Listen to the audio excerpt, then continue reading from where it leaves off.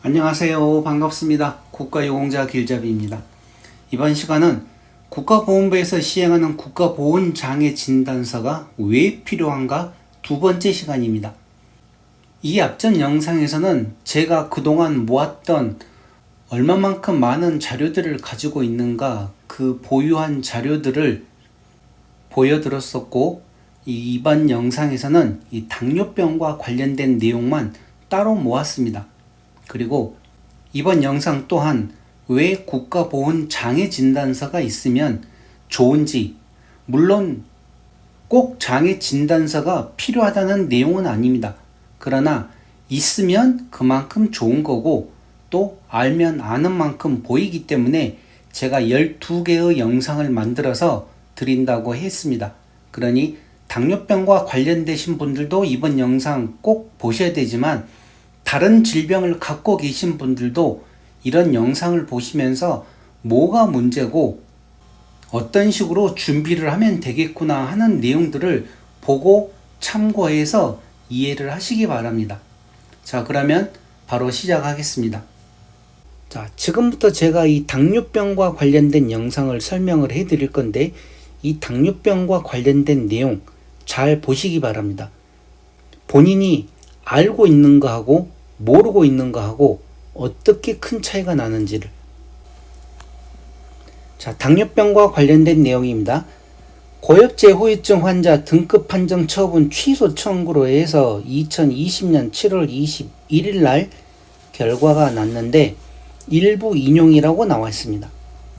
자, 이 자세한 내용들은 그렇게 큰 거 없고, 자, 이 청구 취지를 보게 되면 국가보훈부에서 이 신청인에게 한 고엽제 후유증 환자 등급 판정 처분을 취소하고 청구인의 상위 등급을 6급 이상 5108호로 인정하라 하는 내용으로 지금 이제 소송이 들어간 건데, 이유를 보시게 되면 이분은 69년 육군에 입대하여 월남전에 참전하였고 72년에 만기 전역한 사람으로 고엽제 후유증으로 인정받은 당뇨병에 대해서 2019년 보훈병원에서 신체검사를 받은 결과 7급으로 판정되었으며 보훈심사위원회에서도 이와 동일하게 7급으로 심의 의결되자 국가보훈처에서 이 청구인에게 7급이라고 통지를 하였습니다. 자, 그런데 이제 이 신청인, 청구인이 주장하는 내용은 이겁니다. 청구인은 이 사건 질병으로 공공병원 등에서 혈중 크레아틴 검사 결과 6급 이상에 해당하는 수치가 나왔으므로 이 사건 처분을 취소하고 상위 등급 6급 이상으로 인정하여야 한다. 자, 이제 법과 관련된 내용, 인정사실. 그러니까 이 내용을 들어가기 전에 보게 되면 대부분의 사람들이 그러죠. 보훈부에서 7급이다. 그러면 당연히 7급인가 보다 하고 수긍을 하죠. 저 또한 그랬죠. 모르니까. 2000년도에 그동안 12년 동안 계속 등급 기준 미달받다가 2000년도에 7급이 됐으니 얼마나 좋겠습니까? 그래서 그런가 보다 하고 7급으로 지내다가 수술을 하고 나서 다시 또 신체 검사해서 이제 6급 1항을 받긴 받았는데, 그 과정과 지금까지도 아직 해결 안 된 문제들이 저는 몇 개가 더 있습니다. 그렇지만 추가로 신청을 해봐야 국가보훈부나 보훈심사위원회 행정심판까지 하고 국민신문고까지 이용을 해서 국민권익위원회까지 진정을 내봤지만 해당이 안 되더라고요. 모든 자료는 있는데 그와 관련된 내용을 담당자가 정확하게 분석을 하지를 않는지 또 비해당이 나왔는데, 아마 몇 년 후에 제가 조금 시간적 여유가 있으면 다시 또 신청을 할 것입니다. 이와 같이 이분 같은 경우 많은 분들이 예를 들어 7급이다 그러면 7급으로 넘어가겠죠. 그런데 이분은 뭐 변호사를 통했는지 행정사를 통했는지 아니면 본인 스스로가 어느 정도 알고 있는 분이겠죠. 그러니까 계속 병원에서 혈청 크레아틴 수치를 계속 검사를 했던 그 자료들을 다 첨부해서 제출을 했는데 보훈병원하고 보훈심사위원회에서는 그 자료들을 인정을 하지 않았던 것이었습니다. 그러니 7급이라 그러니까 억울해서 다시 이렇게 이제 소송을 해서 한 내용인데, 이 내용을 보시게 되면 보훈병원에서 실시한 신체 검사에서는 안과 전문의가 합병 소견 없음, 그래서 등급 미달로 하고, 혈액종양내과 전문의가 혈청 크레아틴 상승 1.7, 1.57 소견을 제시하여 7급으로 판정을 받았다고 했습니다. 그러니까 제가 항상 이 당뇨병과 관련돼서 영상 만들 때 7급은 혈청 크레아틴 수치가 1.5에서 1.8 미만이라고 얘기를 했습니다.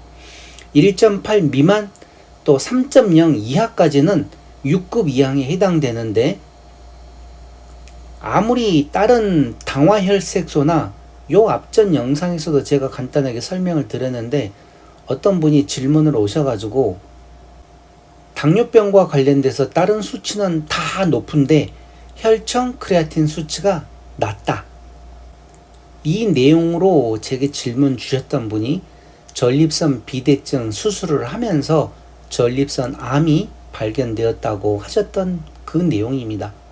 그렇게 해서 제가 우선 전립선 암과 관련돼서 또 설명을 해드렸고, 혈청 크레아틴 수치가 이 당뇨병을 결정하는 데는 가장 중요한 수치이기 때문에 또 그와 관련된 내용 설명드렸는데, 지금 이 영상에 이와 관련된 내용이 정확하게 나오고, 앞으로 계속 제가 만들어 드릴 영상들 또한 혈청 크레아틴 수치가 얼마나 중요한지 계속 나올 것입니다.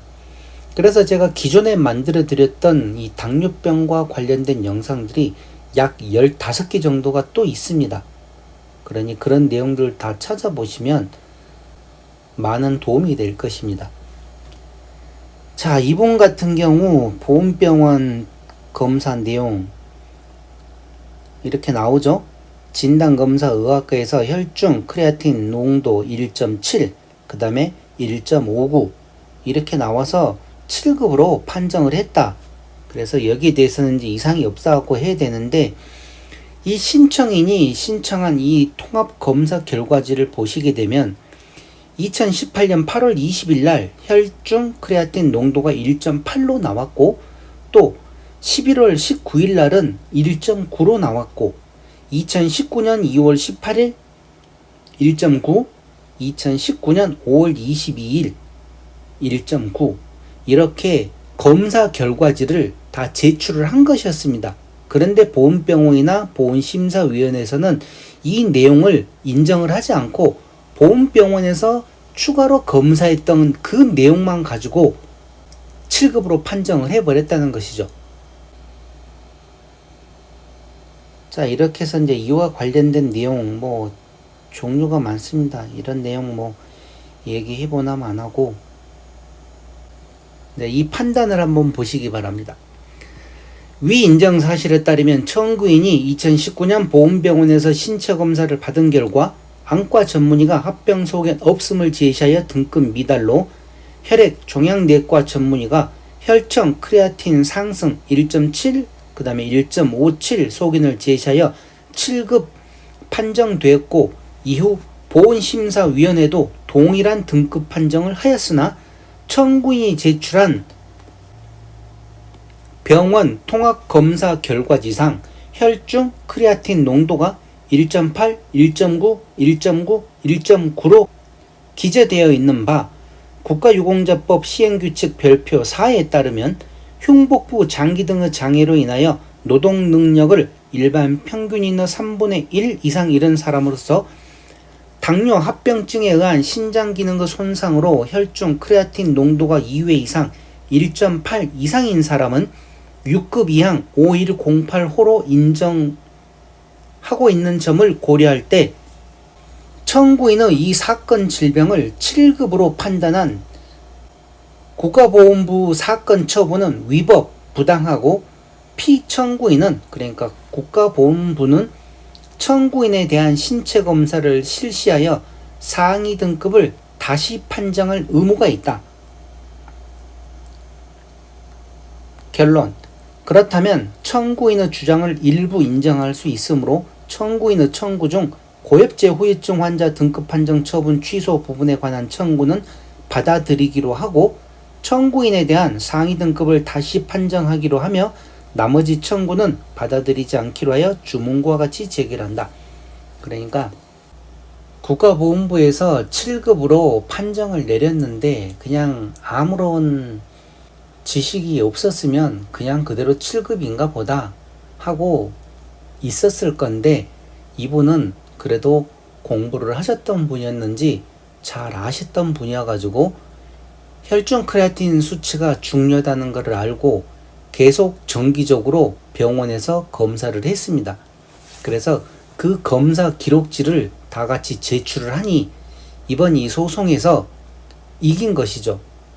똑같은 그 자료를 제출을 했는데 만약에 이분이 소송을 안고 가만히 있었다 그러면 7급이지만 이렇게라도 해서 이겼으니 이제는 보훈병원이나 보훈심사위원회에서도 빼도 박도 못하죠. 왜?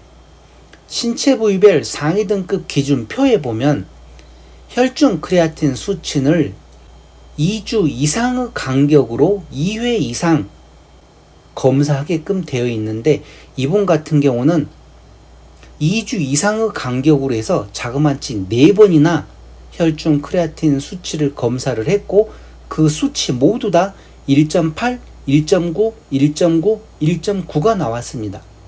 그렇기 때문에 이번 소송에서 이긴 것이죠. 자, 그런데 만약에 이제 이분이 조금 더 많이 안 상태였다. 그러면 굳이 이렇게 행정심판, 행정사나 변호사를 통할 필요 없고 본인 스스로도 할 수 있다는 내용입니다. 그런데 이제부터는 이제 더 간단한 내용이 또 하나 있죠. 국가보훈장애진단서, 그러니까 상급 종합병원에서 이와 관련된 혈중 크레아틴 수치를 예를 들어 한 2번만 검사를 하고 그 자료를 제출을 하게 되면 6급 이항을 판정받을 확률이 그만큼 높다는 얘기죠. 자, 이렇게 해서 이분 같은 경우는 이제 그만큼 배우셨기 때문에 아니까 아는 만큼 보이는 법이고 또 아는 만큼 내가 행정심판이나 소송을 하면 이길 수 있다 확신이 들었기 때문에 또 많은 돈을 들여서 이렇게 신청을 해서 이긴 것입니다. 그런데 꼭 많은 돈을 안 들이더라도 본인이 배우면 아는 만큼 보이는 법이기 때문에 배우시기 바랍니다. 배우셔야지 됩니다. 그래야지 아는 만큼 보이는 법입니다. 자, 이렇게 해서 국가보훈장애진단서가 왜 필요한가, 이번 시간은 당뇨병이었고 이 당뇨병과 관련된 영상에서도 나왔듯이 일반 병원 진단서가 아니라 만약에 상급 종합병원에서 검사한 혈중 크레아틴 수치가 예를 들어 2주 이상 간격으로 2회 이상 검사를 했던 그 자료를 제출했을 경우에는 보훈심사위원회에서 바로 신체 검사를 대신해서 서류상으로 검사를 하겠다는 그런 내용인 것입니다. 자, 그러니 이번 영상 잘 참고해서 보시기 바랍니다.